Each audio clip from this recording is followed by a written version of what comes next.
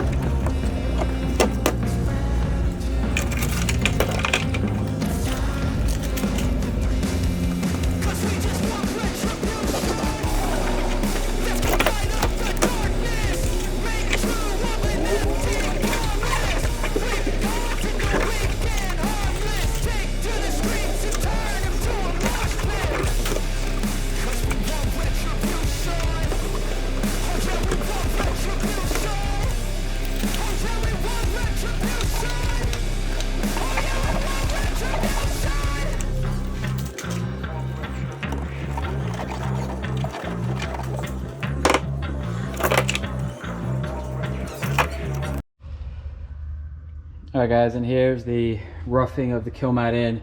Still got one or two small pieces I need to do over there by the driver's side, and then I'll cut some more just to fill in some of these pieces. But I like using these big pieces just because it's a lot quicker to get them in, and then I take some of the small pieces and cut them down to fill in the gaps. But as you can see, it definitely makes a big difference. Floor sounds solid. You can hear almost nothing in them. So the easiest part is putting it down. The harder part is then going and finding your bolt holes for your seat belts. That's why I left these in, and I'm just going to cut around these.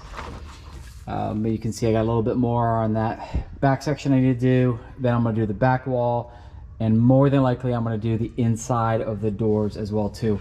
So this is two kits of the larger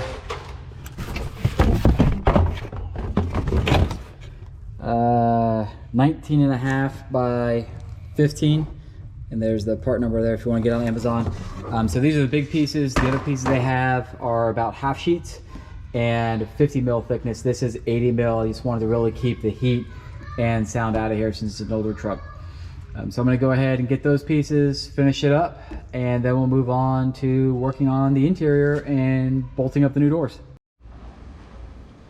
All right, so here's all the Kilmat in. Got the whole cab done. A few little small sections with like the gas tank switch that I just didn't do that, but huge difference. I mean, the whole truck sounds solid.